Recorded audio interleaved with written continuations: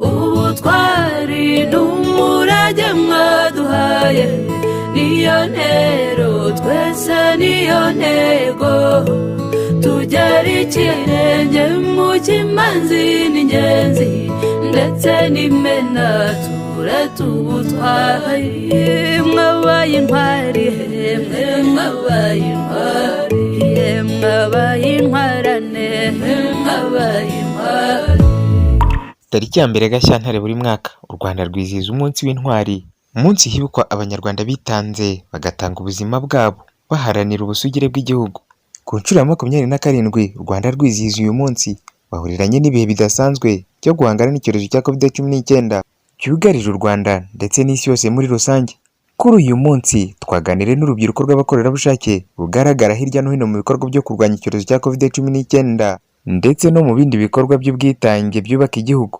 Ese uru rubyiruko rwaba rufata gute umunsi w'intwari? Umunsi w'intwari utwibutsa twe nk'urubyiruko ubutwari bw'abanyarwanda ku ntwari z'u Rwanda nk'ibikorwa baba barakoze tugatera ikirenge mu cyabo, kuko hari abenshi bamennye amaraso kugira ngo tubashe kubona ubwigenge. Numva ko nkanjye ari cyo kintu nakagendeye kugira ngo kuba namenya ubutwari bw'abanyarwanda nanjye nkabuharanira.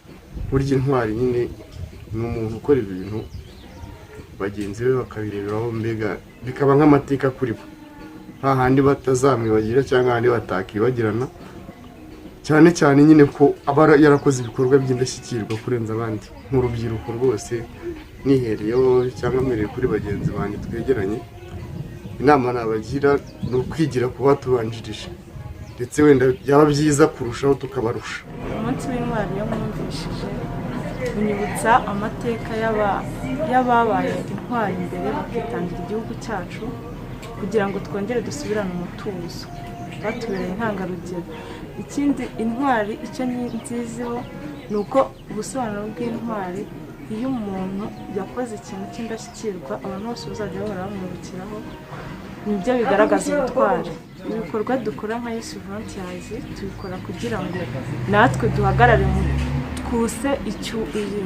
twuse aho abari bahagaze bavuye, natwe tubashe kuhahagarara, duhagarare mu mwanya w'abatambutse bagiye kugira ngo twose ikivi cyabo. Umuhuzabikorwa w'uru rubyiruko rw'abakorerabushake mu karere ka Kicukiro, Uwizeyimana Eric, arasobanura byinshi kuri uru rubyiruko n'umusanzu warwo mu kubaka igihugu. Ibikorwa by'urubyiruko bwitange byatangiye 2013, aho twatangiye turi bakeya ariko kugeza uyu munsi twaragutse, twabaye benshi. Ndibuka muri Kicukiro twatangiye 2013 tutarenze abantu 100, ariko uyu munsi turasaga 5,000.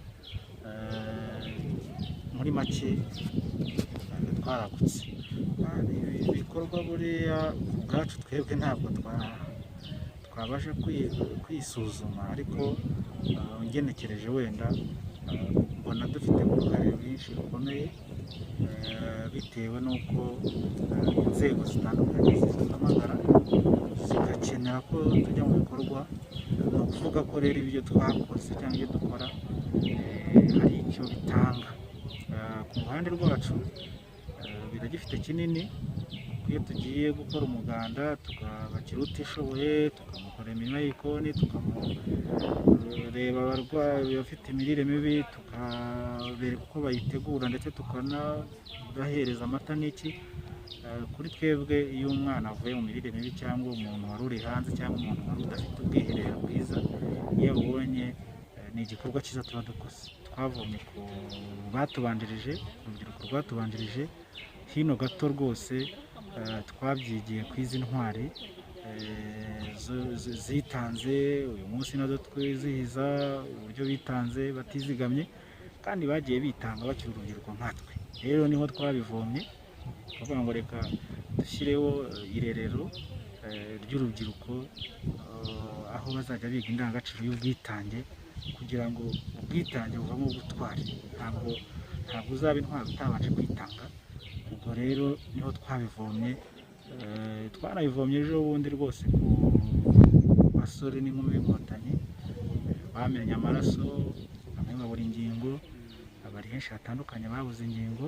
Icyo gikorwa bakoraga cyari ubwitange, rero niho twakivomye, twavomye ubwitange bw'abatubanjirije kugira ngo natwe wenda bidutegure kuzavamo intwari. Uru rubyiruko rw'abakorerabushake rufite izihe ndangagaciro zibatandukanya na bagenzi babo batabarirwa muri iki cyiciro cy'abakorerabushake? Icya mbere ni disipurine.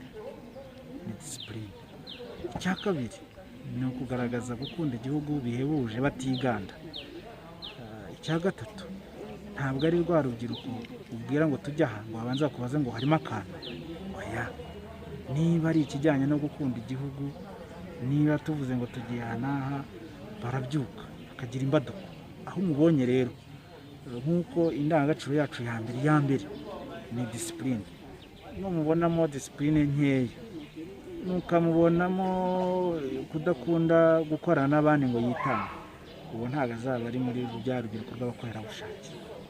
Rukebanuka Adalbert, umuyobozi nshingwabikorwa wungirije w'akarere ka Kicukiro, avuga ko ibikorwa by'uru rubyiruko byerekana umuhate rufite wo kubaka igihugu kandi ari nabyo byaranze intwari zitangiye u Rwanda. Baradufasha mu gushyikiriza ibiribwa abaturage, urumva barimo barakora ibidasanzwe, kandi barimo barabikora mu gihe kidasanzwe nk'iki gihe turimo, kandi babikora nta gihembo. Urumva rero birimo neza, biragenda mu murongo w'ubutwari. Ni ibikorwa byiza rero barimo, bifite aho bihuriye n'uyu munsi twizihiza uyu munsi, kandi tubabwira ngo nibakomeze batere ikirenge mu cy'izo ntwari nyine. Urwo rubyiruko turarugira inama yo gukurikiza umurongo urubyiruko rugenzi rwabo rwafashe, ari urubyiruko rwabohoye igihugu, ari urubyiruko rwakomeje kubaka igihugu n'uyu munsi rukicyubaka. Ubwo rero urwo rubyiruko rutaba mu bikorwa byiza, twarugira inama yo gukurikira uwo murongo kuko ingero zirahari, bakareba batagiye kure, bakareba n'urugero rwa Youth Volunteers, bagakurikiza umurongo wabo kuko ntacyo bahomba iyo bari mu rubyiruko rw'abakorerabushake, ahubwo bungukiramo. Niyo mpamvu tubagira inama ngo nibaze, ntibibabuza ubuto bwabo, ntibibabuza kwisanzura, ahubwo bibafasha kubaka, bibafasha kumenyana, bibafasha kwitoza gukura no kuyobora hakiri kare. Ni byiza rero ko nabo bafata umurongo w'urubyiruko rugenzi rwabo. Reka dushingire ku mvugo igira iti urubyiruko nizo mbaraga z'igihugu zubaka kandi vuba. Ni uruhe ruhare rw'umubyeyi mu gukomera ku ndangagaciro zo kubaka igihugu ku rubyiruko? Uyu ni Uwamwiza Chantal, umunyamabanga nshingwabikorwa w'umurenge wa Kagarama, ndetse na Adalbert Rukebanuka, umuhuzabikorwa wungirije w'akarere ka Kicukiro. Icyo dusaba ababyeyi no kuba hafi y'abana bakabigisha siretse urubyiruko, bakabigisha bakabibutsa amateka y'iki gihugu, bakabigisha uko rugomba kwitwara, bakabigisha indangagaciro nziza kugira ngo biteze imbere, kuko rimwe na rimwe usanga harimo no kuba wenda harimo ibyo bakora batabizi, ariko bababwiye bakegerwa bakagirwa inama, harimo benshi bahinduka. Abo rero batabyumva ni uko ngira ngo hari abataragerwaho. Twasaba ababyeyi kuba hafi bakabigisha ndetse bakabasobanurira byimbitse ibyiza bateganyirizwa nk'urubyiruko, amahirwe bafite muri iki gihugu, amahirwe babona mu gihe baba bitwaye neza, kuko niba arangije kwiga akarangiza kwiga ari umusinzi ntacyo byatumarira.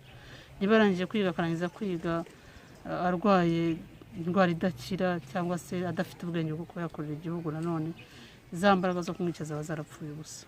Abo babyeyi inama twabagira ni yuko batanga urugero rwiza kuri abo bana, bakabereka ingero z'urubyiruko rugenzi rwabo, hanyuma bakabasaba ko nabo bahaguruka bakajya gufatanya na bagenzi babo. Ababyeyi ibyo ari byo byose, iyo umubyeyi yabona umwana amwicaye iruhande adatanga umusaruro, nawe nta nyungu abibonamo.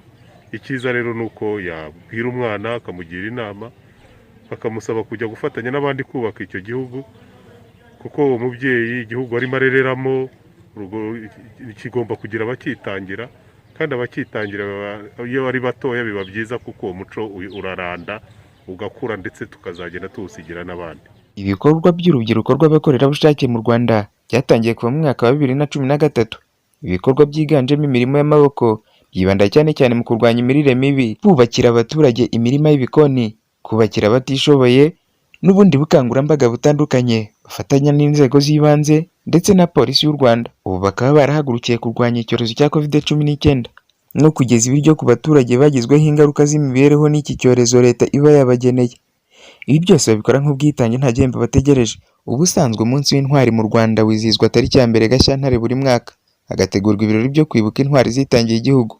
Uyu munsi w'intwari ku nshuro ya 27 muri uyu mwaka wa 2021 wizihijwe hifashishijwe itangazamakuru ndetse n'imbuga nkoranyambaga, uburyo bwo kubahiriza amabwiriza yo kwirinda icyorezo cya COVID-19.